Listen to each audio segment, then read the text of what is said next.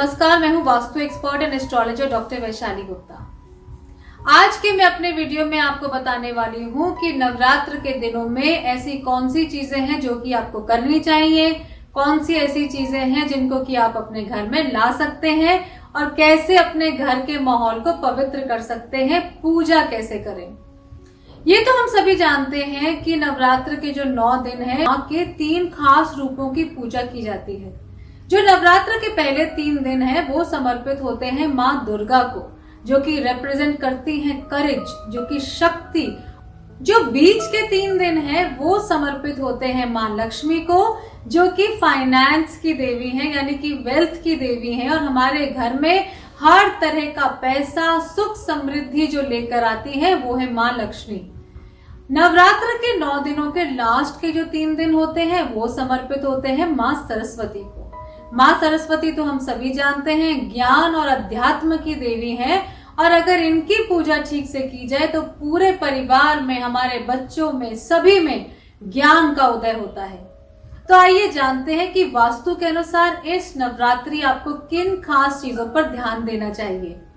ये तो मैं अपने पिछले वीडियो में बता ही चुकी हूँ कि अपने घर की सफाई जरूर कर लें, घर को डीक्लटर जरूर कर लें, मंदिर को अच्छी तरह से साफ कर लें और मंदिर में गंगा जल का छिड़काव भी कर दें। एक और चीज जो कि हमको वास्तु के अनुसार ध्यान रखनी है वो ये है कि हम चौकी लेकर आएंगे, और चौकी जो हम लाएंगे वो लकड़ी की होनी चाहिए।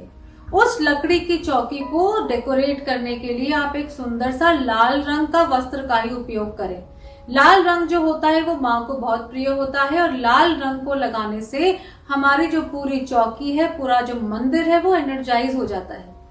इस चौकी को नॉर्थ ईस्ट या नॉर्थ या फिर ईस्ट में रख के स्थापित करें, और अपने जो आपका जो कलश है और आपका जो मिट्टी का बर्तन है उसे इस चौकी पे रखें।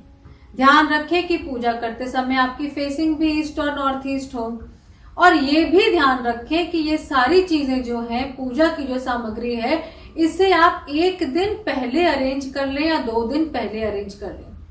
अब मैं आपको बताती हूँ, ये जो आपने पूजा की सामग्री अरेंज करी है, इसे वास्तु के अनुसार आपको रखना कहाँ पे है। वास्तु शास्त्र के अनुसार ये पूरी पूजन सामग्री को पूजा शुरू होने से पहले अपने घर के ईस्ट कोण में या फिर अपने मंदिर के ईस्ट जोन में रखें। अगर आपका मंदिर इतना बड़ा है कि वहां पे आप ईस्ट में रख सकते हैं तो ठीक है, नहीं तो पूजा की तैयारी की जो सारी सामग्री है उसे अपने घर के ईस्ट में रखें। इसमें सभी चीजें आ जाएंगी। आपका जो भी कलश है, जो मिट्टी का बर्तन है जिसमें कि आपको जौ उगानी है, जो मिट्टी है, साथ ही साथ जो पूजा की सामग्री है जैसे कि कपूर है, चंदन है, पुष्प है, अक्षत है, जल है, सारी जो भी तमाम चीजें हैं उनको नया सामान ला करके उसे अपने घर के ईस्ट में रखें और फिर उसको 9 दिन पूजा में इस्तेमाल करें। हम सभी जानते हैं कि नवरात्र के 9 दिनों में पूजन के समय अखंड ज्योत जलाई जाती है। अगर वास्तु शास्त्र के अनुसार हम चले तो अखंड ज्योत को अपने मंदिर के हमेशा साउथ ईस्ट जोन में, यानी कि अग्नि कोण में जलाएं। साउथ ईस्ट का जो जोन है वो हमारे घर में, हमारे फैमिली में हेल्थ लाता है, वाइटैलिटी लाता है, एनर्जी लाता है, ऊर्जा लाता है, और साथ ही साथ हमारे घर की कैश लिक्विडिटी को बढ़ाता है। अगर हम अखंड ज्योत को अपने घर के या मंदिर के साउथ ईस्ट में जलाते हैं तो उससे हमारे घर की लेडीज की हेल्थ भी अच्छी रहती है, और उनको भी जो है उनके वेल बीइंग के लिए भी ये बहुत अच्छा माना जाता है। नवरात्र के 9 दिनों में हम सभी भोग बनाते हैं, और ये भोग बनाना बहुत ही शुभ होता है। नवरात्र के पूरे 9 दिनों में रोज नया नया भोग बनाएं, और उस भोग को मां को अर्पित करने के बाद अपने भोजन में मिलाकर ग्रहण करें। इससे हमारी अपनी प्राण शक्ति बढ़ती है, लाइफ फोर्स एनर्जी बढ़ती है, और हमारे अंदर सात्विकता भी आती है। अब मैं आपको बताऊंगी ऐसी खास 4 चीजें जिनको कि आप नवरात्र के समय पर जरूर लेकर आए। 4 चीजों को अगर हम नवरात्र के समय अपने घर में लेके आते हैं तो इससे हमारे घर में बहुत ही शुभ फल प्राप्त होते हैं। सबसे पहली चीज है मोरपंख। मोरपंख जो है वो मां सरस्वती का एक तरीके से प्रतीक है, क्योंकि वो ज्ञान, नॉलेज, अध्यात्म और एजुकेशन को डिनोट करता है। मोरपंख वैसे तो देखने में 3D लगता है, लेकिन हम उसे पकड़ते हैं तो हम देखते हैं वो फ्लैट यानी कि 2D है। यानी कि हमें ये बताता है कि ये जो संसार है, जो कि एक 3D लगता है, ये एक्चुअली में बस एक इल्यूजन है और हमको ऊंचे ज्ञान की तरफ लेके जाता है।